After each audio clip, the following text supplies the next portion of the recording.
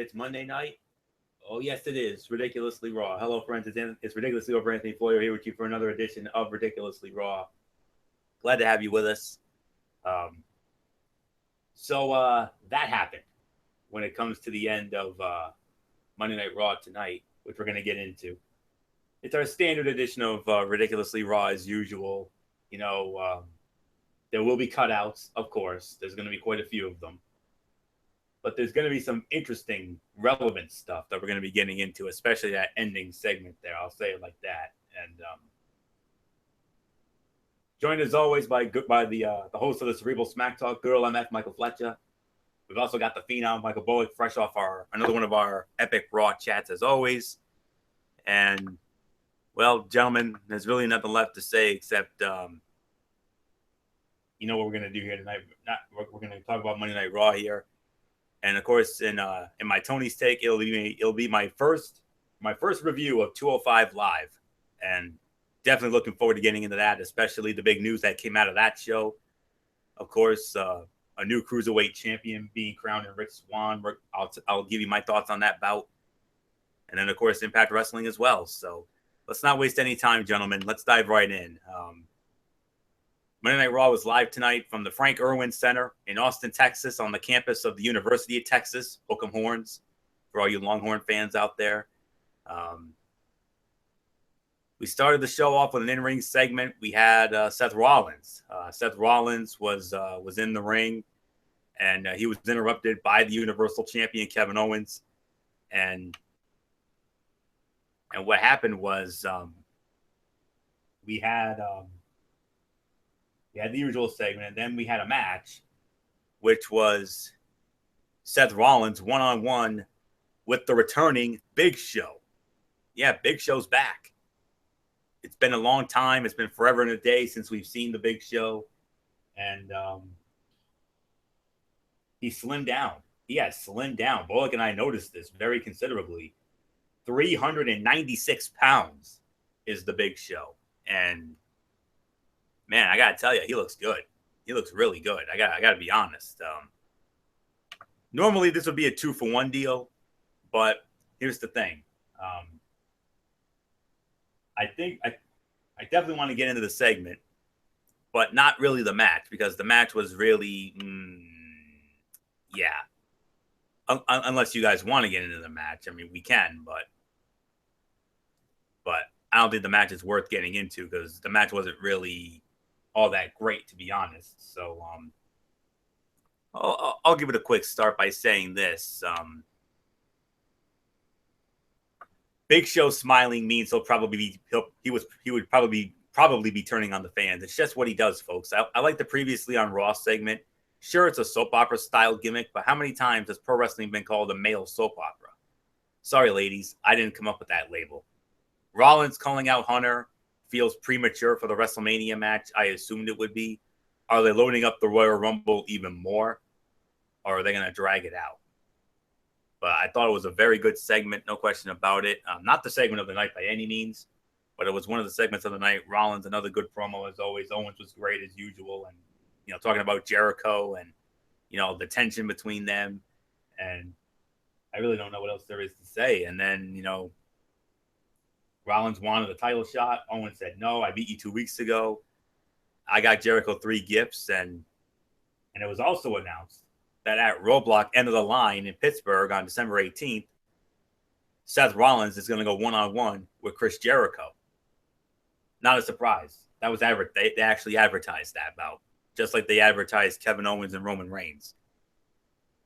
If I was going to say something about the fight, Seth Rollins actually won the match via a countout in 5 minutes and 10 seconds. It was a voluntary countout by the Big Show. Well, he didn't turn, but the countdown is on until his next turn. I mean, because nobody has had more face and heel turns in professional wrestling than the Big Show has. Let's not kid ourselves. It's hard enough to be excited about Big Show returning, given how badly his character has been abused all these years. But the idea of him taking an intentional countout loss in his return to television was deflating. It's not somehow deflating. It was deflating. And if I had to rate the bout, I would have to probably say 1 to 1.5 at the absolute best, if I was going to be real honest. So that's really all there is to say on that. So I'm going to bring in MF. Okay, yeah, the match. Okay, yeah, we're not going to get into the bout. That's more than fine. I mean, the match was nothing special. So, all right, good old MF, Michael Fletcher, come on in. I'm very curious to hear what your thoughts are on that opening segment, as well as the announcement of Seth Rollins going up against Chris Jericho at Roadblock, end of the line. So, my MF, it's all yours. All right. Well, first off, let me handle the roadblock first with no big surprise. I think you even said that it was advertised to be a match. So I'm going to just leave it at that. We'll get into that on another day. But I will say this. I thought the segment was okay. I'm not going to say it was the greatest thing since sliced bread because it wasn't. But, I mean, it was definitely good. Everybody played their roles really well. I'm not going to be overly enthused about it because it was a standard cookie cutter promo. But I do like that the Big Show is back. Yes, he looks amazing. They actually interviewed him not too long ago, and yeah, he did lose. Within, I think they said in like a 2 or 3 month span, he lost like over 90+ pounds, and he's still going. So he said his target weight he wants to go to. He's hoping that they were talking about him winding down his career and everything else. He wants to try to get down to 375, 350 before his career is over. So he's now at 396. So if you do the math there, he's still got maybe another 20 pounds to go to get to the 375 mark. He's about 21 away from the 375 mark.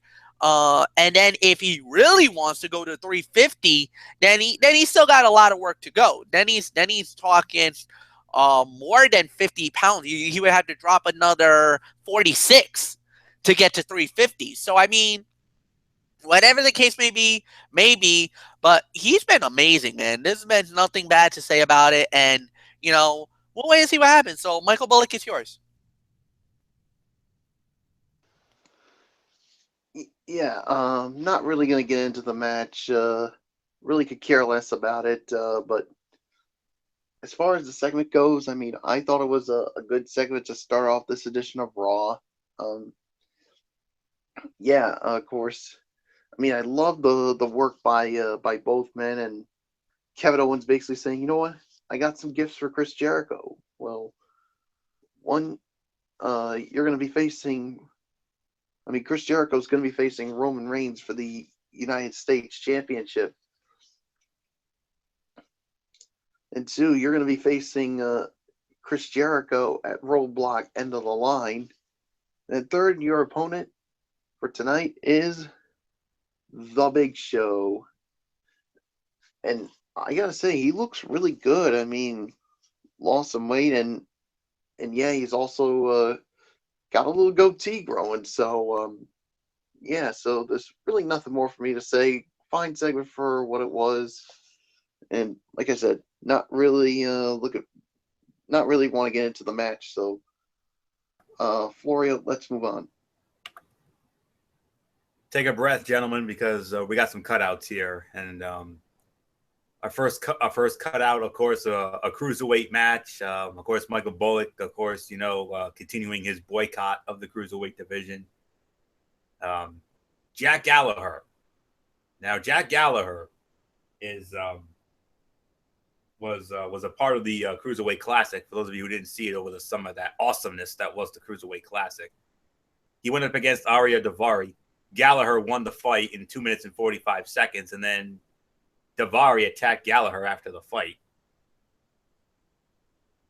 1 star for the effort. I mean, I guess we have a match for tomorrow night's 205 Live. Live crowd gasped at Gallagher's headbutt, just as they did on 205 Live. Daivari got a little heat for his post-match attack. Gallagher is definitely likable, and his offensive is unique. He stands out in a really good way. And Michael Bullock even told me that during our Raw chat tonight. I mean, I don't think he got a chance to really see the Cruiserweight Classic over the summer. I'm guessing tonight was the first time he saw Jack Gallagher, because they had a little video. They showed a video package of Jack Gallagher before the bout, and Bullock actually liked his moveset. I remember Bullock saying that to me. He said, "Hey, Floyd, I like what I see out of this kid," and yeah, and he impressed tonight. Although the match was, another meh cruiserweight match. Yeah, what else is new? I don't know which booking is worse: the WWE's booking of the cruiserweight division on Monday Night Raw, or TNA's booking of the X division, because they're both equally bad. So that's all I'm going to say on that. So we'll get out of there. Then there was some backstage stuff. Enzo and Cass, they overheard Rusev going off on Lana, and then what happened with that tonight? Oh my goodness! I'm gonna bring up a memory that I know is gonna make Michael Fletcher a very happy man, because where I'm going with this, it reminded me a lot of maybe the most provocative, one of the most provocative and sexiest segments in WWE history. And a segment that I know, once I bring it up, we're basically gonna need an oxygen tank for MF, because where I'm going with it. So hold on. Don't go, please. If you want to keep it PG, don't do it, kid. Yes. Don't do it. Fair enough. I think I'll just put it in the chat box for you, MF, and you can. But I know where you're going. I know where you're going with it. If it's what I think you're going with, then yeah, I know where you're going. Or the moral words of Dale Arnold, as he used to say, "Oh, don't go there. Don't go. No, don't he go there." he could go there. It's fine. I'm just saying. I know Anthony is. I meant referring to. Of course, this is a PG show. Well, no, that's not what I'm trying to say. But he was the Shawn Michaels. I'm the Triple H. Exactly. I'll even admit it. I'll openly admit it. I am more of the risk taker than Florio is, and I'll even openly admit I may be a bigger risk taker than Michael Bullock is. Honestly, I'll say it like this. Michael Bullock and Anthony Florio in real life, and I'm talking legit, they are definitely Shawn Michael type people. Myself and Derek Ferreira, we're definitely Triple H guys. We've been known to push the envelope a little bit. We don't go over it, but we have pushed that envelope. And what happened tonight, I hope we get into this, because there's a big moral of the story, ladies and gentlemen. Yes. And there's a creed and a motto that all four of us live and die by. And tonight, it came out in full force. Indeed. But all right. So with that being said, let's we'll get into that later. But for right now, let's get into our next bout here. And we're back to relevant stuff here, guys. A renewal of an awesome rivalry. We have Universal Champion Kevin Owens going one-on-one with his former bestie Sami Zayn. Winner of the match in about 12 minutes. It was Kevin Owens with a pop-up powerbomb. I believe it's MF who starts it off. I believe MF starts it off. Yeah. It's me. Yes, sir. All right, MF. You know these two guys better than Bullock and I do. Oh, yeah. Because you followed these guys in Ring of Honor when Kevin Owens was the Antichrist of professional wrestling, Kevin Steen, and Sami Zayn was El Generico. The insane luchador, El Generico. Yes, the insane luchador, El Generico. You followed them from their days in ROH back when they were having 5-star ladder wars. Yep. And so I got to ask you, did these two add another chapter to their awesome legacy, or not so much, or what? Not so much. And the thing is, I'm really getting annoyed with WWE right now. I'm really getting annoyed with WWE right now. And that is because I feel like they're burying Sami Zayn for no reason. I don't understand it. Okay, yes, they're making Kevin Owens look amazing because he is the Universal Champion. And I'll even admit it, the face of Monday Night Raw right now. I mean, there's no other bigger name on Raw than him. Now, I get it. I know a lot of people are going to say, oh, Roman Reigns. No, not Roman. It's Owens. Owens is the bread and butter. He's the one that's going to be the big name in the big dog in the big yard and the whole 9 yards. So, honestly, my personal opinion, it was a good fight. It wasn't the classic Owens v. Zayn because we've seen some brawls with these two guys in the past, but I'll give this about maybe 2 to 2.5 stars is my rating for the fight. I thought it was good, and it got enough time, about 12 minutes. You said it, Florio, so I'm not going to go too much into detail. Mike Bullock, I'll give it to you. All right.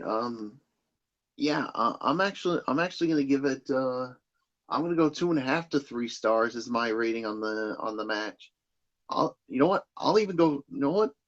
Forget the 2.5. I'm giving it the solid 3 stars. I mean, I thought this was an awesome match for what it was. I mean, I love the body work of both of them when they go at it, and they certainly always have a tendency to put on a good match, and they certainly did it again here. So yeah, I mean, there's really nothing more to say. So, 3 stars is my rating. Florio, what says you?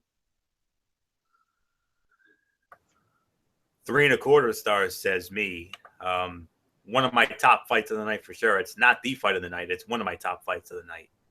I probably would say maybe second best fight of the night, if I'm being real honest. These guys can't have a bad match. They can't. Yes, the Zayn fans will grumble, like MF said, but Owens needs more wins like this one. He has spent so much time as one half of a comedy duo. Granted, a very entertaining comedy duo. Don't believe me? Well, go on the WWE Network and watch the two of them butcher and harass Tom Phillips during the social media lounge. I mean, that's the funniest thing I've seen in so long. And he rarely wins without cheating. His in-ring credibility needs to be restored in order to make him a better champion. The only issue I really had with the way this went down was the way the match was flippantly announced in passing during the opening segment. So, I mean, the match was very good. I mean, these two, like I said, they just can't have a bad fight. They really can't. And MF knows this better than anybody because he followed them. He followed these two guys in Ring of Honor back when they were having 5-star classic ladder wars, for goodness sakes. And MF could tell you stories about their epic ladder wars. And believe me, that's something for another day. But for right now, and it's not even just the ladder wars because they only had one ladder war. But the thing is that. Yeah, the one in New York at the Hammerstein Ballroom, which was like we said, 5-star, and I would even go as far to call it that year's fight of the year. But absolutely, it wasn't just that; it's because of the closeness that they were, and they were brothers. They were best friends. They grew up in Toronto. Sami Zayn's from Toronto, then went to Montreal. Then, of course, Kevin Owens is from Maryville, Quebec, Canada. So They know each other really well. They went through the same attrition, the same wars. They were working together, but it was Owens or Kevin Steen that started the war. He was the one that initiated the contact. He destroyed Sami Zayn. That NXT where he dropped him on his head on that thing, he did the same thing to him in Ring of Honor. So that sickening moment, I saw that and I was like, oh my God. So because he did it before. But the thing that really turned this was that El Generico did something so sadistic, I can't even tell you I'll tell you. He brainbustered him. He grabbed him on the ring rope, he lifted him up, and dropped him on his head on the top of the turnbuckle. It is outlawed in WWE. You'll never see that move in WWE because it is way too dangerous. Kevin Steen suffered a concussion and I think they say he also had some neck damage because of the fact that El Generico brainbustered him. And that was 3-4 years ago. So you want to talk about putting a log into the fire, that's what led to Ladder War. That's what led to the Ladder War. Okay, fair enough. Definitely always appreciate a trip down memory lane. And like I said, in a future video, MF could tell you stories about the history of Owens and Zayn back in their Ring of Honor days. He literally could, but we don't have the time for that right now. But I'll sum it up by saying this: 3.25 stars. Those two always have a good match, but it seems sad when it's overdone just to fill TV time, instead of saving it for down the line when their paths cross again after achieving considerable success otherwise. So really nothing left for me to say on that, but 3.25 stars, my second best fight of the night. So and then from there, we had another cruiserweight match. We had the brand new cruiserweight champion, Rich Swann. I'm not going to do the silly nickname because I think it's a ridiculous name, if I'm going to be real honest with you. I'm just going to refer to him as Rich Swann. Rich Swann went one-on-one with the former cruiserweight champion and the winner of this year's Cruiserweight Classic, TJ Perkins. Best entrance theme in WWE today. Let's not kid ourselves. I freaking love that song, that Playing with Power, as they call it. Winner of the bout in 5 minutes and 50 seconds, the Cruiserweight champion, Rich Swann. Non-title match. And, it's up to you guys. Well, obviously, Bullock will obviously be still out because he's on the boycott. I'll jump in on this. All right, but I'll leave. Did you say you wanted to get into an MF or not? Yeah, I want it. I want a piece of this. Okay. Yeah. Okay. All right, fair enough. But I'll start it off first since you let off on the last bout of relevance. That is. What did I rate this? I think I rated this like maybe 2 to 2.5 stars. I think I gave it. Yeah, I think that's correct. Yes. Yeah, about 2 to 2.5 stars is the rating I had for this. I wish instead of this being all about how upbeat and happy Swann is, they would have spent a little time making it seem like something was at stake here for TJ Perkins, the recent standard bearer for the division. They didn't really create that sense that this was a pivotal match for Perkins to get back into the title mix, and that a loss would be a setback. The way the match was presented, there was never any doubt that Swann was going to win and that Perkins was just a body in there to share some ring time before losing. About 4 minutes in, they got around to saying that Perkins has hit a speed bump, but he has a long career ahead of him. So it just accentuated the vibe that it's not his time and he's just there to help Swann shine. Some could call it a showcase, but I felt it was still, a halfway decent bout. Much better than the other cruiserweight match that we saw earlier in the evening with Gallagher and Navari. And actually, I stand corrected. 2 3/4 is my actual rating for this. Yeah, and like I said, it was pretty good as they did the best they could with the limited time frame. I like that Perkins went after the title against Swann in the Cruiserweight Classic. That was a nice callback. So, and it was announced that tomorrow night on the next edition of 205 Live, we're going to get a rematch for the Cruiserweight Championship.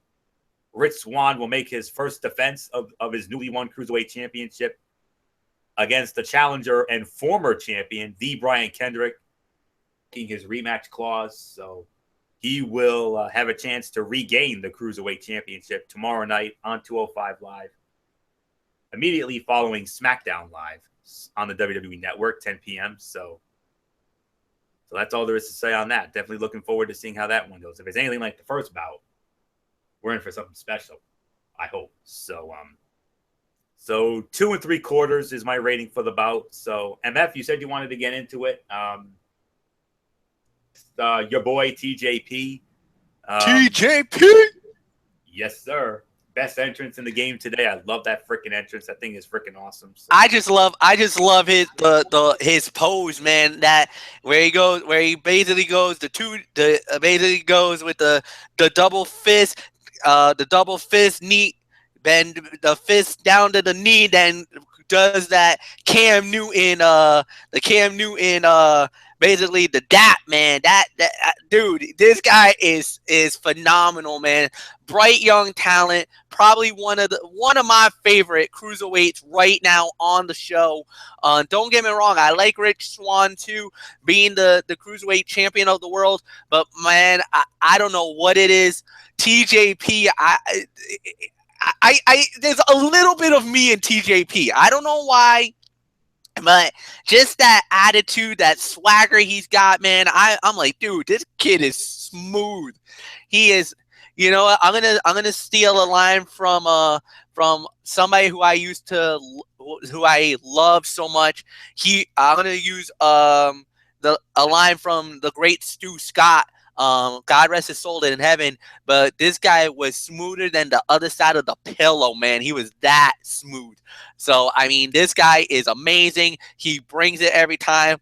And yeah, I'm a little disappointed that, you know, WWE kind of has somewhat given up on TJP, but, you know, it is what it is. But the fight was actually really good. I mean, yeah, I know 5.5 minutes. You're thinking a little longer than that, but let me say, man, I disagree with you, Floyo. 3 stars is my rating. I thought it was really good. I thought this was a far better fight than you kind of led on to. But, you know, to each his own.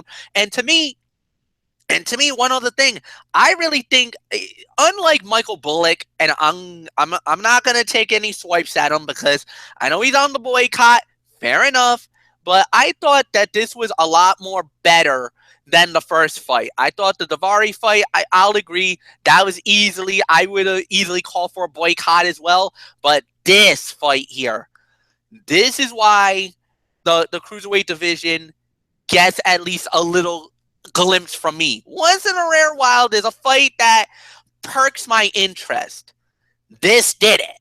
So for me, if they keep doing fights like this, I'm gonna be totally in on it. So I thought this was good. Nothing bad to say. 3 stars for me. And I'll even go to say, even though it's not one of my top fights of the night, this is like 4, 5, so one down in that range. But it's still worthy enough of my recognition and my love. So Floyd, I'll give it to you. All right. So let's move on to our next match, which was a women's match. It's Bayley. Yes, Bayley. Going one-on-one with Alicia Fox, stemming off something that happened during the abbreviated now Raw pre-show. Bayley, I guess Bayley has a new line of merchandise now called Bayley Bears. And she gave one to Cedric Alexander. But Alicia Fox, not happy about that. Because we all know how she's smitten with Cedric Alexander. And I can see why, because, you know, Cedric Alexander was a stud during the Cruiserweight Classic. I mean, watch the match he had with Kota Ibushi, and you'll know why. Because that was a 5-star Classic. I don't care what anybody says. And, but anywho, A Fox took umbrage to that, and she called out Bayley for a match, and there you go. It was Bayley against Alicia Fox. Bayley, not only with her Bayley Bears, but also with my personal favorite. And Bullock, you know where I'm going with this because we had fun with this during our chat tonight. Wacky waving inflatable arm flailing tube men. Yes. I love those tube men, boy. Yes, sir. I love those tube men just as much as Byron Saxton does. But nonetheless, winner of the bout in 2 minutes and 20 seconds, it was Bayley. Hate to say it, it's rare we say this about a women's match, but unfortunately, this was a ho-hum diva fight, if I'm being real honest. No rating to a dud. Perfectly solid enough match to give Bayley a nice and clean win. I'm not going to drag you boys into it because, you know, this is definitely cutout material. you think it couldn't get any worse than that. Well, unfortunately, it does get worse. What happened, what they did next, oh goodness, this really rubbed me the wrong way, if I'm going to be real honest with you. It was the world's strongest man, Mark Henry, going up against Titus O'Neil in what they call the tussle in Texas. And then you had Michael Cole, Corey Graves, and Byron Saxton overhype and overrate the you-know-what out of this thing. If we're going to go there, if we were going to go overhyping and overrating a silly, pointless, and unnecessary, campy comedy, bull funky nonsense bout, I would have gone as far. If I was going to pull the sarcasm card out, which I'm about to here, I would have said, "Oh, this thing is going to be a 5-star classic. This thing's going to be This thing is going to be like Flair and Steamboat back in the day." Said no one. Hello, that's all I can say about that. Are you kidding me? That's all I'm going to say about that. I mean, this was, absolutely ridiculous. And 26 seconds, absolute dud. Worst fight of the night, far and away. Complete and utter waste of time. That's all I'm going to say on that. I'm not even going to dignify that anymore. I mean, you overhyped the bleep out of that thing. Unbelievable. Where's that kind of hype for big-time matches like the one we're about to get into next? And now we're back into relevancy, finally. We had a United States Heavyweight Championship match. It was Roman Reigns defending against Chris Jericho. Winner of the bout in 15 minutes and 30 seconds. And still the United States Heavyweight Champion. Boo him all you want. But Roman Reigns is still the guy. He's still the United States Heavyweight Champion. And I believe we go back to MF since, Bullock, is still on his cruiserweight boycott. So started off with you here. Roman Reigns, Chris Jericho for the United States Heavyweight Championship. What a match. Good match. Solid fight. No doubt about it. One of the top fights of the night. I could even go as far to call it the fight of the night. This one was at least 3 to 3.5 stars for me. I mean, this was a phenomenal battle. And there's really nothing much to say. These guys, Jericho and Roman just know how to work together. They brought it every time out. And this was just a great this was a fight. This was a great battle. Nothing more to say.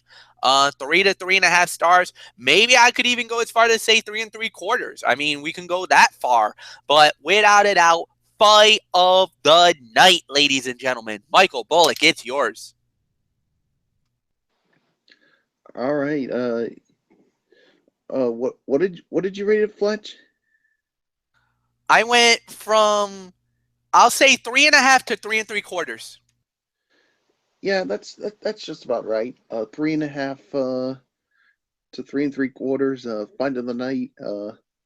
Well done by both men, and they really both worked well together in this match. And yes, near towards the end of the match, you had Kevin Owens basically interfere, and the two started going at it, where Jericho's like, you know what? I told you to stay in the back. Stay out of my business. I want to take care of it myself. And that came out to backfire on Jericho, and Roman Reigns hits the spear, and he retains the United States Championship. So yeah, there's really nothing more to say. So Florio, it is yours. Solid 3.5 stars. Fight of the night. Absolutely correct on that. Reigns and Jericho have developed a nice chemistry. Jericho lays out a good match to allow Reigns, who is about to challenge for the Universal title at Roadblock, end of the line. So set up some really nice near falls. I really enjoyed that. I felt that it was a bit too much about Jericho and Owens as opposed to Reigns racking up wins and being a threat to Owens' title. And goodness, this was, several weeks ago, a few weeks ago, some time ago on Monday Night Raw, these two had a United States Heavyweight Championship match, and that one was just as good. Honestly, I don't know which one was better, that first one or this one. But nonetheless, it was a good match with some drama at the end. I actually thought there was a chance that Owens was going to help Jericho win in part because it would get the title off Reigns if they want to put the Universal Championship on him at Roadblock End of the Line, which could happen. So that's all there is to say about that. So, all right. Now we are about to get into, it's very rare we get into, these backstage style segments, but we're going to have some fun right here and now. All right. What happened here was Enzo and Cass, they had a backstage moment, and then, at the corner of our eye, we see Rusev chewing out Lana for some odd reason. And then Lana was so upset about it. And, it was basically almost like a Fatal Attraction type angle. And she tried to bait Enzo Amore into meeting her in a hotel room. Does this sound familiar, wrestling fans? It should. And Enzo ended up going. He went to the hotel room. It was going to lead into a match with Big Cass and Rusev. That match did not happen. And Big Cass was all alone in the arena. And there's Lana. Lana dressed to kill in this silky smooth red robe. And Enzo, Enzo was a little unsure, a little uncomfortable. Now, I talked about how this reminded me of a certain angle from the Ruthless Aggression era. And an angle that MF, Michael Fletcher, back in the day, it made his heart race. I'll be honest with you. But then again, it made a lot of men's hearts race, even mine. I was having flashbacks to the infamous angle from Armageddon in 2002 with Dawn Marie and Tori Wilson in the hotel room. Who will ever forget that memorable segment? And I was having flashbacks to that, honest to goodness. But unlike that was a two-woman angle. What happened here? It was a trap. Enzo took the bait, and there was Rusev, and Rusev beat the piss out of him. He beat the holy piss out of him. Culminated by smashing a glass flower vase, right in the back of his head, throwing him, and then threw him literally right out of the room. And Enzo was down and out. Whoa, okay. Like I said, it gave me flashbacks to that particular angle with Tori Wilson and Dawn Marie from Armageddon in 2002. And but man, what a beatdown though.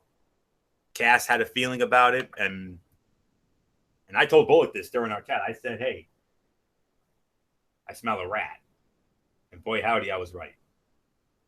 We didn't smell one rat. We smelled two rats because Lana was the one who cooked up the whole thing. Two rats don't make a wrong.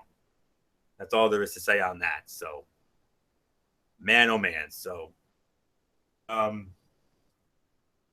admit it. You were having flashbacks to the Tori and Dawn angle from Armageddon in 2002. I know I was during that whole thing with Enzo and Lana.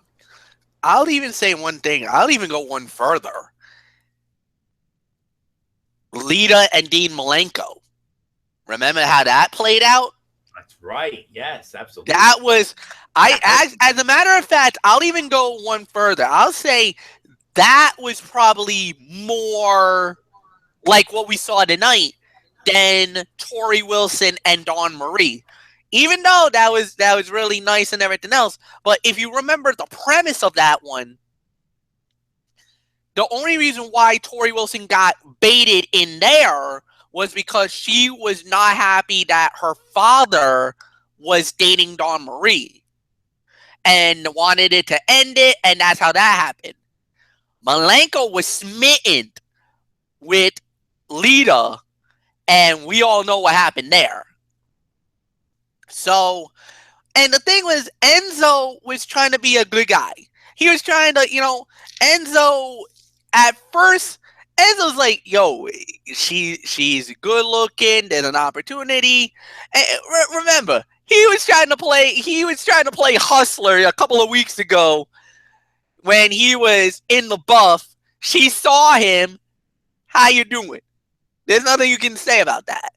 However, notice what Enzo was doing. Once he got in the situation, he was uncomfortable. He was trying to get out because now here comes the rule. Thou shalt not mess with another man's woman. He knows it. She's married. She's married to Rusev. And normally, if you're a married woman, that's 9 times out of 10. Well, in our minds, you're off limits. We can look, touch. We can't go. That is a rule we always lived and died by. And Enzo was doing the right thing. He was trying to get away. He was trying to everything in his power not to get into that mess. Lana kind of baited him. Maybe spiked the drink. Maybe, used a little bit of that sexiness to try to bait him in. Once he fell hook, line, and sinker, we saw what happened. That was bad for Enzo, man. And you know what? That you can go a number of routes with that one. I think Kaz knew something was definitely up when he realized Rusev was not there. And you saw, he tried to call his cell phone. He tried to hit him up. Hey, I'm going to tell you, Kaz, word to the wise. The next time you want to get somebody, *67, bro. That's when you'll find out the actual number. If you get unknown or something like that, you ain't gonna get shit. Well, I'm sorry. I apologize. I should not have said that. I apologize. I kind of got a little carried away with that little cuss word. I'm sorry, but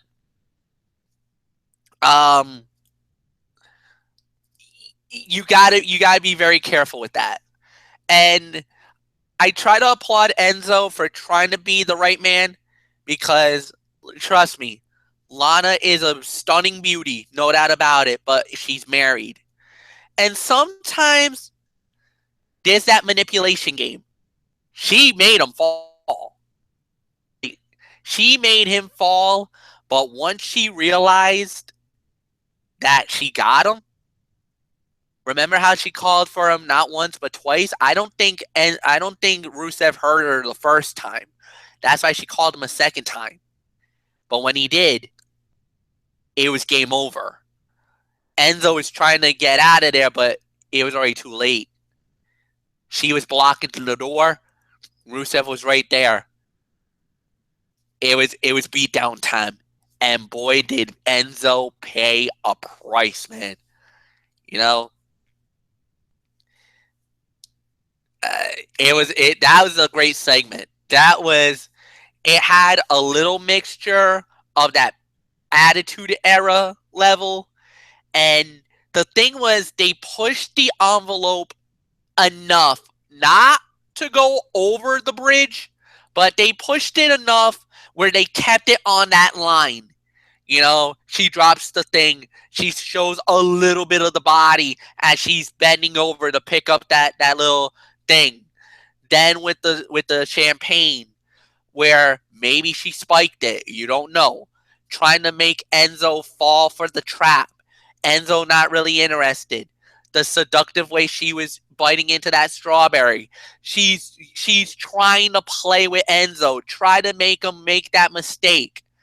And he fell. And when he did, he paid, oh man.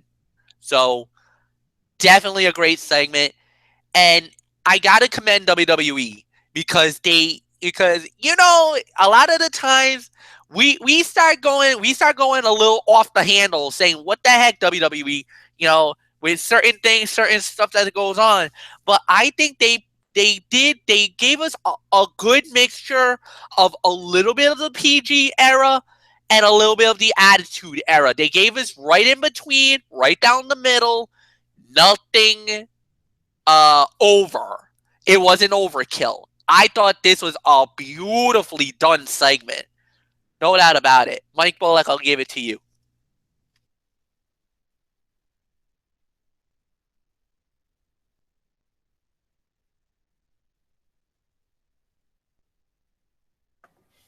Bullock, are you with us?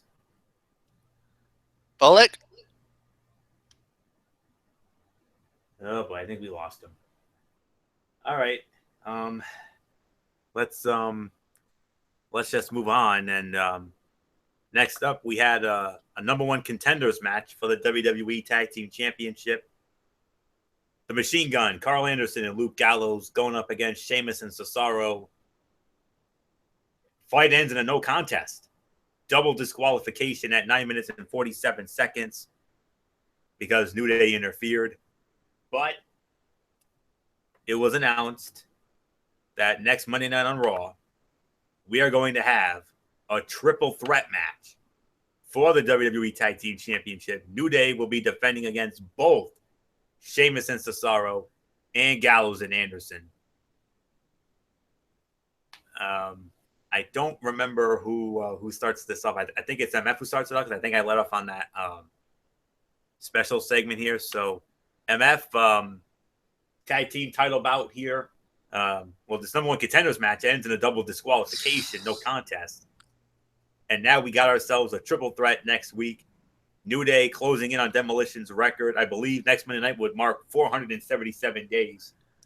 What do you think? They would tie the record. They would tie the record if they do. And then after that, what? Do you think they're going to tie the record? Or are they going to tie it, surpass it, or does it finally end here? I think they'll break it. I think they're going to break it. I think the record will be broken. I think they're going to lose the belts at Roadblock. I think that's when they'll finally drop the belt. But I think they're going to break the record. They're getting really close to that mark. I think they'll get it. We remembered when we were all talking about Nikki Bella and the night that she was about to break the all-time Divas record, and she did. So, I mean, I think it's going to happen. That Demolition mark is a high water mark, and I was looking through everything in the archives to see if there's ever been a number that's even higher than that, because, you know, a lot of times WWE like to exaggerate. I couldn't even find one. This is the record. 477 days is the record.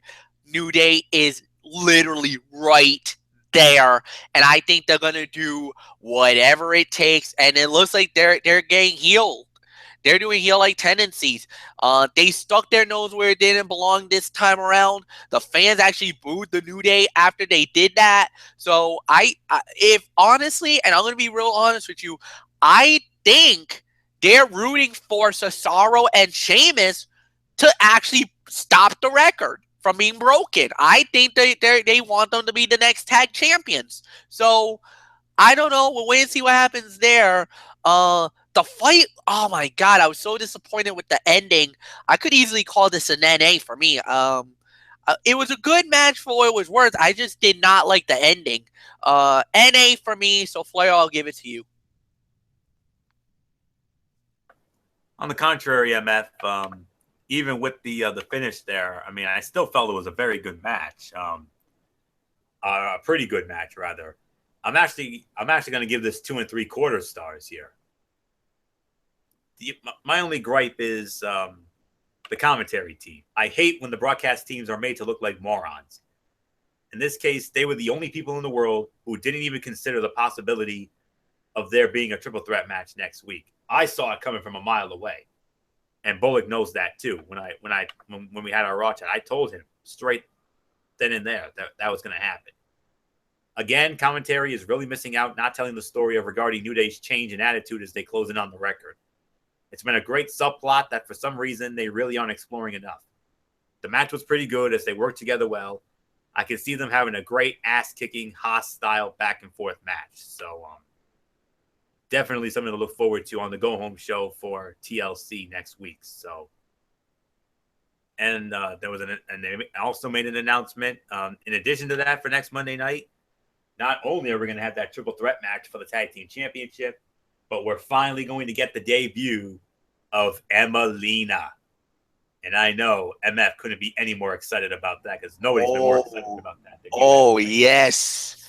You know what? I'm going to tell you right now, my girl, you know what? I'm going to say this. And I know I'm going to get a little chuckle here from you, Florio. I actually told my buddy Bill McConnell about, how I've been very high on Dana Brooke, and he kind of gave me a little bit of some grief for that too. He actually gave me a hard time about that. I'm like, dude, you kind of claimed Sasha Banks. You kind of let me out in the cold on that one. He kind of gave me. He's like, okay, I'll give you that. I kind of did. So, but Emma, oh man, I mean, I've been waiting almost a year to see this beauty back in the ring, man. And yeah, I think we're going to see a very different Emmalina this time around. She ain't going to be the campy comedy when she first came to WWE. I don't know if they're going to bring her as that more serious, more butt-kicking Emma when she was in NXT, because that was her best gimmick when she was that heel. Absolutely. I don't know what we're going to get. Are we going to, because I also heard some rumors that they might actually give her something a la what Melina Perez was. Some kind of look like that. If they give her that type of look, hey now. Oh my God, I'm gonna die and go into heaven. I'm gonna be instantly in love with Emma. Hey now. Or Emmalina. So I don't know what we're gonna see. I don't know what we're gonna expect. But let me tell you, man, I am on the edge of my seat because I want to see what WWE does with Emma more than anything else. And Zack Ryder, I don't even know how on earth you pulled that off, man, to get that beauty on your arm. But dude, I salute you, my brother. You're my broski forever, man. You and I, we're probably the only two members of the broskis. But I'm with you, man. So, and Florio knows I've been definitely high on Zack Ryder for a number of years. I'm probably one of the only lasting members of the Ryder Revolution. TLC 2011. That was one of the shining nights for the Ryder Revolution. The other, of course, being WrestleMania 32 when they did the unthinkable and strapped him with the IC belt in that ladder match. Unbelievable. But nonetheless, Emmalina's back next week, so we're really looking forward to that. I'm going to be very interested to see what kind of look they're going to give her. So that's all I'm going to say on that. So that's next week. And now we're going to close the show.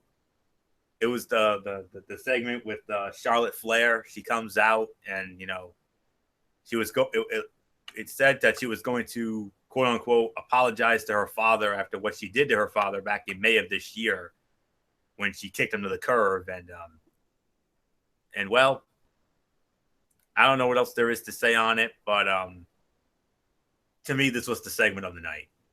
It came off very well. Charlotte was a supreme biatch, using good emotion to make you feel she may be sorry before executing her plan, further embarrassing her father for revenge, and also softening up Sasha Banks prior to their rematch. There are times when I feel Charlotte is very hit or miss. I'll admit it, even though I love her even though the love affair I've had with her since day one. But I felt that she delivered big time tonight. The biggest thing tonight is that Charlotte didn't let the crowd get to her like she has in the past. I mean, yeah, we had a lot of what chants, and all that good stuff, but this was awesome. This was phenomenal. Great segment, despite the fans and the what mess. I was actually hoping that Charlotte was sincere and turning babyface maybe for a possible double turn with Sasha, who continues to be so abrasive at times that I still believe she would be better off as a heel like she was in NXT. So, and early in her WWE run, back when she was hanging with Naomi and Tamina as part of Team Bad. So that and at Roadblock, end of the line, Sasha Banks and Charlotte are going to throw down one more time for the Raw Women's Championship in a 30-minute Iron Woman match. And if it's anything like what we saw with Sasha Banks and Bayley at NXT TakeOver Respect a year ago, oh my. That's all I can say about that. That might be the show stealer right there. Forget Owens and Reigns. Forget Rollins and Jericho. That's going to be your fight of the night right there. I'm calling it. I don't care what anybody says. Don't make that the main event, but I don't think they're going to. I mean, they've already given them the main event spot once. I'm not sure they'll do it again, especially if they're going to if the plan is to put the Universal belt on Roman Reigns, which could happen. You never know. But man, oh man, segment of the night, and Charlotte, I can honestly say that was her best work yet. Best work yet for Charlotte Flair. Well done. Well done, young lady. And, you know, she slapped the taste out of her father's mouth, and then she puts a whooping on Sasha, and my Lord, that's how you set up a title match right there. So I'm already looking forward to December 18th. Sasha and Charlotte throw down in that 30-minute Iron Woman match. That's going to be unreal. Segment of the night, no doubt about it. Absolutely no doubt about it. Charlotte absolutely owned that segment. Well done. That was her best work yet. Say what you want about her, but she reminded me why she reminded me why I fell in love with her in the first place. Simple as that. All right, MF. How did this main event segment come up to you? And how about Sasha and Charlotte one more time at Roadblock? 30-minute Iron Woman match. Holy crap. Well, you know, first off, I cannot wait for this match. I mean, they've revolutionized what the women's division is all about, and I hope this time this is the end. I think it's time that we move on with other rivalries, other battles, other whatever. I think it's gotten to the point, even though it's been epic, and it has, I'm just fatigued. I'm tired. I'm exhausted of it. I want to see some new direction by WWE when it goes to that rivalry, that war, that battle. I want it to be resolved, ended, kaput. This is where it needs to go. So for me, no, this was amazing. I loved it. I thought this was a strong segment, no doubt about it. I got nothing bad to say about it at all. Segment of the night. I kind of felt like Charlotte was gonna be. It wasn't. I knew it wasn't gonna be contrite. I knew it wasn't gonna be everything that we thought it was gonna be. You kind of sensed it in a way, but you know it is what it is. I think what they did was good enough. I think it was solid enough. I think they've done really good with the way that the segment has been and the whole 9 yards. So I got nothing bad to say about it. I think it's just been amazing, to say the very least. So with that said, let's move on. Yeah. I hope it's the end of the feud as well, MF. I mean, it's been great, but as great as it's been, I hate to say it, it's at the point of go away, if I'm going to be real honest. I mean, because we've seen all these epic bouts they've had this year. 4 epic bouts they've had this year. That first Monday Night Raw of this whole brand new extension era thing in Pittsburgh when Sasha won the title for the first time. And then of course the main event. When they main evented the October 3rd Monday Night Raw at the Staples Center in Los Angeles. They stole the show that night.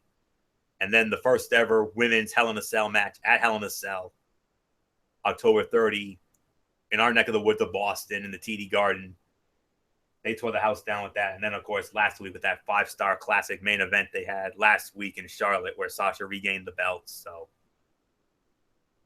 no better way I can't think of a better way to end the feud than with an Iron Woman match, 30 minutes. Only the second Iron Woman match. The other, of course, being Sasha and Bayley for the NXT Women's title at NXT TakeOver Respect last October. So I got a damn good feeling about that. So, all right, overall review for Monday Night Raw. I'll start it off. Let me see. 6.5 to 7 out of 10 for me. Tonight's effort was another strong one. They set up some stuff for 205 Live next Monday night, and of course Roadblock. I felt as if it took some time to really get going. It was flat early, but it was a largely efficient show. As far as what I would recommend from the show tonight, I would recommend Jericho and Reigns, obviously. I would also recommend Owens and Zayn. And I would also recommend, for the most part, the tag team title fight and, well, the number one contendership, rather. And I would also recommend that main event closing segment with Charlotte Flair. Say what you want about her, but she actually delivered. She absolutely delivered tonight. I thought that was her personal best work yet. So, well done indeed. So, 6.5 to 7 out of 10.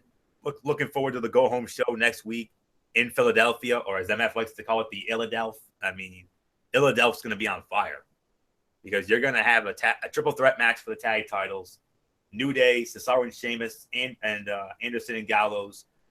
And then you've also got the much anticipated and ballyhoo debut of Emelina.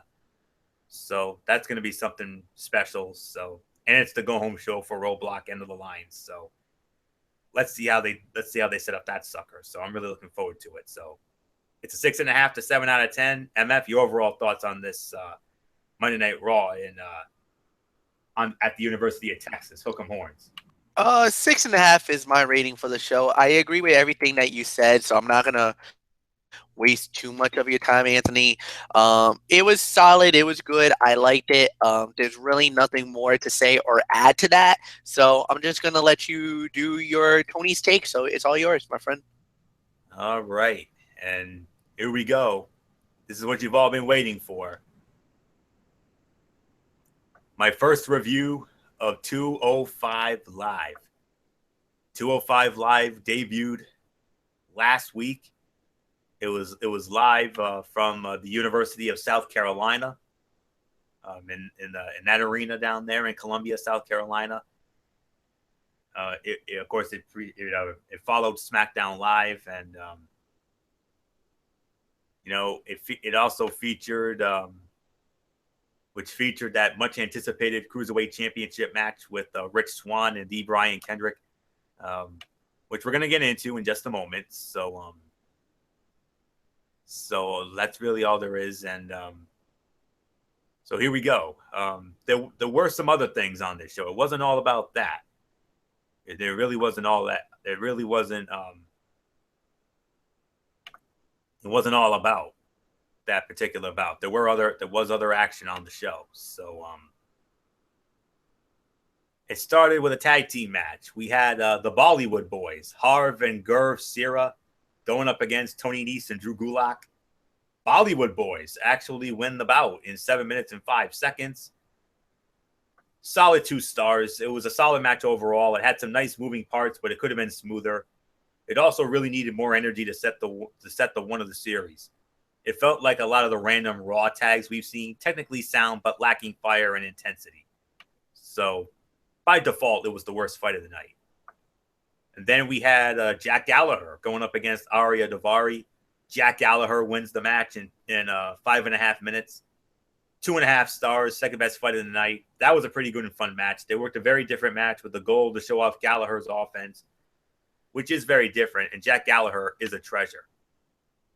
And then we move on to the main event of the evening for the Cruiserweight Championship. Champion, Brian Kendrick, defending against Rich Swann. Winner of the match in 13.5 minutes, and is the new WWE Cruiserweight Champion, Rich Swann. Far and away the fight of the night, 3.5 stars. After a rough start and an unresponsive crowd, they worked themselves into a very good match. And I think the title change was needed for the debut, and also because they needed it off Kendrick. Swann is so charismatic, and he can be a great babyface champion. Absolutely no doubt about that. But I'm only going to give this show a 6 out of 10. It was not a bad show, but I felt that it was lacking. Austin Aries was on. Austin Aries actually joined Mauro Ranallo and Corey Graves on commentary. And as much as I love Austin Aries, believe me, I love Austin Aries, especially from his days in TNA and what he's doing in NXT. I kind of felt he was a bit too over the top on the heel commentary to a point that it became a distraction, and it hurt the flow of the commentary team. They are obviously positioning him to be a top heel when he is healthy, and I can appreciate that. But a bit of subtlety there would have been nice. The choice in what talent to use is a big question mark as well. You wheel out this new show, and yet you don't have Grand Metalik, Cedric Alexander, and Akira Tozawa. You got them on the sidelines. Also, would it kill someone in creative to go back and watch an episode of WCW Monday Nitro? We keep hearing about these high-flying cruiserweights, but they are rarely seen. Throw some guy out there, ones that can do flippity-doos, and let them do flippity-doos and get the damn crowd excited. Right now, the cruiserweights largely feel like small guys working the regular WWE style. I want excitement. I want this to succeed. Different things as far as styles go. And I want that feel back that the Cruiserweight Classic had back in the summer. I want wacky Jack Gallagher. I want flippity-doos. I want grappling. I want it all. But it still feels as if these guys have been told to hold back. There's been a spark missing since the end of the Cruiserweight Classic. And that's why Michael Bullock has been boycotting the Cruiserweight division for the last few weeks. And quite frankly, I get it now. I get why he did it. So I'm definitely not going to fault him for that. No doubt about it. So I'm actually going to make it between 6 to 6.5 out of 10, mainly because of the main event. So that's really all I can say on that. So now we move on. And of course, don't forget tomorrow night on 205 Live, we're going to have the rematch with Rich Swann defending the Cruiserweight Championship against the Brian Kendrick. So really looking forward to that. So that's all there is to say on that. And now we're going to move on to Impact Wrestling, and a history-making show indeed. Well, because of one of the matches in particular. So we're going to start it off with, and hey, we actually started it off with a match instead of elongated talking segment. Praise the Lord. Impact, and it wasn't just any bout. It was a championship bout. The first of 4 championship matches on this show. Yeah, 4 titles were on the line on this show. It started with the Grand Championship. We had Aaron Rex defending the title against Moose. Winner of the match at 1 minute and 45 seconds of the first round via a pinfall, and is the new Impact Grand Champion, Moose. I'm sorry. It's a no rating to a dud. This, to me, was the worst fight of the night, if I'm going to be real honest with you, far and away.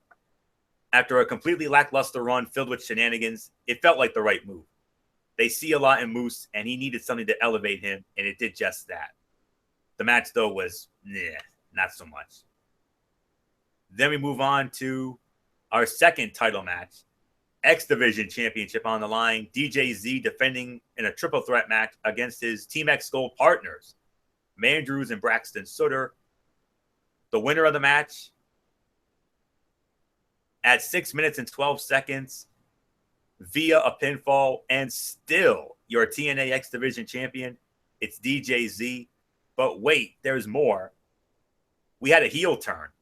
Mandrews turned heel after the bout as Mandrews attacked DJZ after the match. Whoa. Okay. What was I going to say? Yeah, 2 3/4 stars. That was a pretty good match overall, with the champion overcoming and everyone showing some sportsmanship. Mandrews needed something. I'm not sure the heel turn was it, but it has potential if followed up on properly. I also appreciated the misdirection because Sutter felt like the easy choice to turn heel. So really all I can say on that. So, and then we had a, and then there was something with Maria and the Ladies Squad and Allie. Allie stood up for herself and it worked. They have lucked into something with Allie. I just hope they can capitalize on it. I really do. I want to see something come out of that. I mean, for those who may not follow the independent scene, Allie is a very good worker in actuality, she was the cherry bomb, and I want to see that. I want to see that Allie come out. That's what I want to see. All right, getting back to this, we had our third championship match of the evening, which was, of course, the tag team championship with the Broken Hardys. Broken Hardys defending against the DCC. It was representing the DCC. It was Bram and Eddie Kingston, who MF obviously followed from his time in Ring of Honor. And I know MF knows a lot about him. He told us about him on one of our past shows recently. Winners of the match in about 16 minutes and 20 seconds, and still your TNA World Tag Team Champions, the Broken Hardys. I can only say third best fight of the night. I can only give it 2.5 stars. This was far from bad, but was missing something. It came off as very average and felt way longer than it was. The other issue is that while it wasn't time for the Hardys to lose, the DCC losing a 3-on-2 here makes them look really weak. If I'm going to be real honest with you, then we got our elongated talking segment. Ethan Carter III, and he brought out the TNA World Heavyweight Champion Eddie Edwards, and well, I'm usually not one who gets excited about elongated talking segments, but this is one of those rare times I actually enjoyed it. Those were fighting words they had, and it was really good stuff from EC3, again, teasing a possible heel turn, which I honestly feel is for the best. I loved him essentially telling his buddy to his face that he will screw him over for the title. Bless Eddie, he's trying, but it's not a good promo at all. And next week, we're going to see it. Ethan Carter III challenging Eddie Edwards for the TNA World Heavyweight Championship.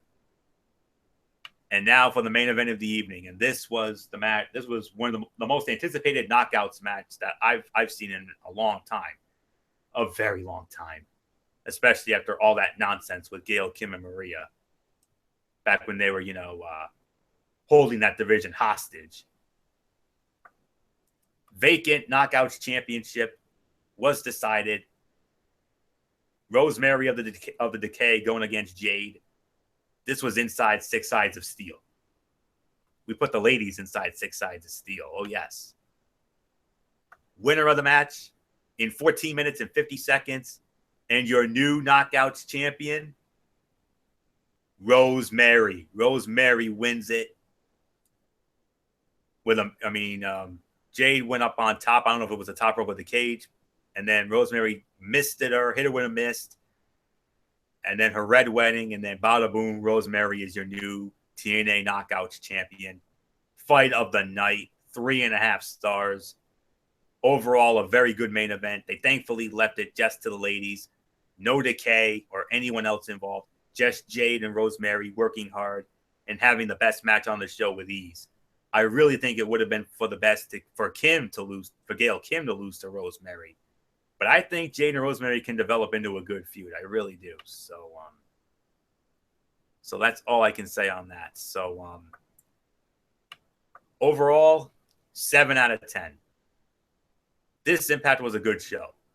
They got the Grand Championship off Aaron Rex, elevated Moose, turned Mandrews heel, gave him some purpose, and it also set the world title match for next week with EC3 and Edwards, and crowned Rosemary as the new Knockouts champion. I love that move. She's completely different from the others in the ring and can talk. And I enjoyed this past week's effort. So well done, my friends. 7 out of 10. A more than solid show.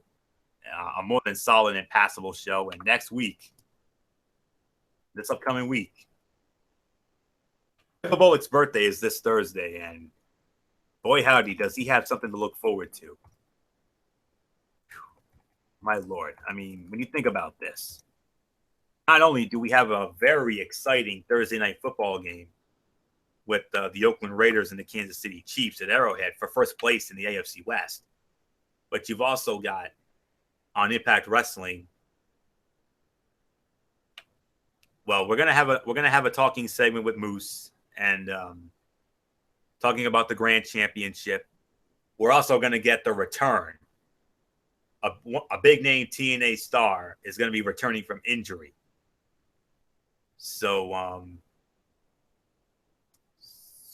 who is it? Well, I'm gonna just save that for next week because I don't want to give that away. We're going to have a return match for the Impact Grand Championship. Moose will defend against former champion Aaron Rex. Then we're going to have Al Snow and Mahabali Shera going up against the Tribunal, Baron Dax, and Basil Baraka. You know how much I love that name. In what they're calling a double Indian strap match. Okay. And then we're going to see Billy Corgan. And Billy Corgan makes a knockouts match between Ali and Laurel Van Ness. And there's a stipulation. If Ali wins, Ali gets a TNA wrestling contract. So keep your eye out on that bout. And then you also have the World Heavyweight Championship match. Ethan Carter III against Eddie Edwards. Interesting. Wait till you see how that one ends. And then we're going to have, oh my goodness. Michael Fletcher and I have been very high on the Broken Hardys. Wait till you hear this.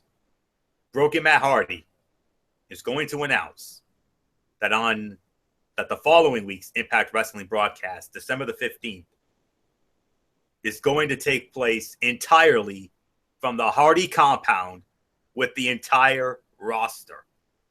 Matt said King Maxwell will make his Impact debut, and the Hardys will defend their tag team championships in an open challenge against any legendary tag team. And it's going to be basically called Total Nonstop Deletion. Oh, yes. Anthony, all these people of TNA, they need to be obsolete. Florio, delete them! Delete. And it's going to bring out the Helms Dynasty, Decay, and a whole lot is going to be announced for that show. I don't want to give too much away on that, but keep your eye out for December 15th, Total Nonstop Deletion, the entire broadcast from the Hardy compound. Whoa. That's going to be awesome. So there you go. That's what you're going to see this Thursday night, Michael Bullock's birthday. So I got a feeling people are going to be flipping back and forth between that and the Raider Chief game on Thursday night. I can't believe I'm actually saying that, but yeah, Raiders and Chiefs actually had a meaningful game for the first time in forever and a day. So it's not only just a meaningful game. I mean, this is for the divisional lead. I mean, this is huge to have on Thursday night. Can you say Tony and Mikey game of the week? That is. I mean, you can't go any more closer to game of the week. If the Game Raider does not put this at number one, something is definitely wrong with your ESPN Game Raider. This is the game of the week. No doubts in my mind. And all I can say is it doesn't matter if the Game Raider ranks at number one or not. No, this is ours. Yeah. Guaranteed this is our game. We'll cover this. Whether Game Raider agrees with it or not. So hopefully they do, but we'll find out on Wednesday. Late Wednesday morning, early Wednesday afternoon. That's usually when that sucker comes out, and I'll let you know as soon as I can get a chance to do that. So, all right, so that'll do it for this. So we want to thank you all so very much for tuning into this edition of Ridiculously Raw. And we're going to have our shout-outs, and I'm guessing Bullock is still out. So, MF, let's start it off with your shout-outs, and then I'll wrap it up with mine and the future content. So, MF, it's all yours. All right, guys. First off, I wanted to give a big shout-out to all my great friends out there, basically to all the fans. You guys are the best in the world. You guys already know that. I don't need to go into much detail about that. Also, mad respect and mad love to the super fans. You guys know who you guys are. To the friends in the junior high and high school days, mad love to you guys. 2184 crew, you guys are awesome as always. And then after that, that is it. So tomorrow night, is another edition of Cerebral Smack Talk, youtube.com, 10 p.m. Eastern this time around. So, again, we're going to start at 10 after SmackDown Live goes off the air. We've been doing pretty good lately with those ratings on the 10 o'clock start. So, we're going to do that again. And what do we got? Well, SmackDown Live. We got some Lucha Underground. And this time around, Ring of Honor, we're going to be talking about Final Battle. It actually went down at the Hammerstein Ballroom in New York. And actually, not only did Anthony get a chance to talk about a new champion, a new WWE Cruiserweight champion, but we on Ring of Honor, we crowned a new heavyweight champion of the world. So who was that? Who took the belt? You're just going to have to find out. So 10 o'clock Eastern time tomorrow night. Anthony, it's all yours. Yes, indeed. And of course, we want to, send a special shout out to all of our. Oh, Michael Bullock's back in. Okay. Let's see. Hey, Bullock, what did you lead off before we lost you? What was it? I'm trying to remember. Did you talk about the U.S. title fight with Reigns and Jericho? I did. You did. Okay. All right. If you want to talk about what happened, that hotel room thing with Lana Enzo and Rusev, no, I'll just leave it at that. All right. How about the tag team title fight with the way that ended with that double DQ and then the announcement of the triple threat for next week? Well, I'm glad they made it a triple threat match, and obviously, I'm really hoping that this will be the night that the New Day finally lose those tag team titles. So we'll just wait and see how it all goes down. So, and then how about that closing segment with Charlotte and Ric Flair, and then Sasha Banks coming down, and then how about the 30-minute Iron Woman match coming up at Roadblock with Charlotte and Sasha one more time? Boy, I'm really looking forward to this fight between the two of them in a 30-minute Iron Man match. And I mean, as if they can't take their rivalry any higher, it just did. And boy, I'm really looking forward to this. So yeah, there's really nothing else for me to say. So I'm just gonna give you my overall thoughts on the show. Yeah, what was your overall rating for that? Yeah, what did you guys rank it? Between 6.5 to 7 out of 10. I don't know if you want to go higher or yeah, lower. I'll give it an even 7 out of 10. So there's really nothing else for me to say. So want to do your shout outs real quick? Yeah, I'll just do my shout outs real quick. Of course, shout outs to all of our tremendous fans and viewers out there who continue to support our shows, whether it's the Cerebral Smack Talk, or of course Strictly Sports NFL Friday. So, of course, my shout out to, of course, my friends from the high school days. You guys know who you are. So yeah, so there's really nothing more for me to say except thank you all so very much for tuning in. Of course, you know the routine. Thumbs up. Talk to you later. Yeah, throw it up for divorce style. Bye for now and enjoy your Tuesday, everybody. So I give it to you, Florio. Will we see you tomorrow night on Cerebral Smack Talk, Bullet? Huh? Are we going to see you tomorrow night on Cerebral Smack Talk? I don't think so. Okay, yeah, you probably got your Tuesday night plans back up and going. So, all right. Nonetheless, special shout out to all of our tremendous fans and viewers out there who continue to make our projects, whatever they are, as they are. We appreciate it as always. To all the best fans in the world. Special shout out to our Twisted Angel and First Lady of the Wrestling Forum, Dee Dee Woodson, along with the rest of her family, Kevin and the kids, of course, the first family of our shows, Matt Ward, Jason Hicksonball, Daniel Luttrell from the UK, all our friends from our school days, Tommy Souza, Eric Carrier, Jimmy Alden, Al Bradison, and Rob Parsons, and of course Derek Ferreira, as well as good old MF Michael Fletcher, who did a great job tonight as always. And I'll save the rest of my shouts for Friday night. And of course, like MF said, tomorrow night we got the Cerebral Smack Talk. we're going to review SmackDown Live. Headlined, of course, by a WWE World Championship match. AJ Styles, the Phenomenal One, defending against James Ellsworth. We'll see how that goes down. And Mikey's Mindset with the Lucha Underground. And, of course, the ROH Final Battle. Like MF said, a new World Heavyweight Champion in ROH was crowned. We'll find out who that is tomorrow night. And remember, College Football Thursday's done. So after that, we'll next be with you for Friday night on NFL Friday. And we're going to recap that huge Thursday night game with the Raiders and the Chiefs. And we'll get into the rest of the games for Week 14 and power rankings. And then that's it. And then we're off for the weekend. And then we'll be back for Ridiculously Raw next week, which will be the go-home show for Roadblock, End of the Line. And before we wrap it up, since Bullock is not going to be on tomorrow, we definitely want to wish him a very happy early birthday. And maybe we'll do something more on Friday. But we definitely want to wish Michael Bullock a very happy birthday from all of us here at whether it's the Wrestling Forum or Strictly Sports. And thank you, Florio. Thank you. Yes, of course. And we all hope that you have a blessed day with you and your family and Mary Ellen and everybody. And of course, this Sunday we got a very special group outing, a special friends night out on Sunday night, and I'm very much looking forward to it.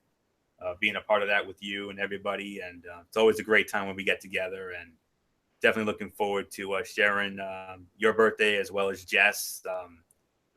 Him and his sister Jess were both born on the same day, so we definitely want to send some birthday wishes to Jess as well, and look forward to seeing you guys on a Sunday night. But I know I'll be seeing you much sooner than that, which of course, Friday night when we do NFL Fridays. So since we're not going to see you tomorrow for the Smack Talks, so there you go. So very happy birthday to Michael Bullock indeed, and from all of us here at the Wrestling Forum and Strictly Sports, and I can't think of a better way to end the show than that. So that will do it for this. So until tomorrow night for the Cerebral Smack Talk over on MF's channel, Brace Fan 95, it's Ridiculously Over Anthony Florio for the Phenom Michael Bullock, and in spirit, good old MF Michael Fletcher, the Twisted Angel and First Lady of the Forum, Dee Dee Woodson, as well as the man, the myth, the legend himself, the hardcore pipe bomb, Derek Ferreira. You know the routine, everybody. Thumbs up. Talk to you later. Yeah, throw it up Fortune 4 style. Bye for now, my friends. God bless. Be good to each other. And until tomorrow night for the Cerebral Smack Talk, you've been watching Ridiculously Raw right here on the Tone 25 on YouTube.com. Bye for now, my friends. God bless. Be good to each other. Have a blessed Tuesday. And remember, no matter what anyone tells you, wrestling is indeed actually real. Good night, everybody.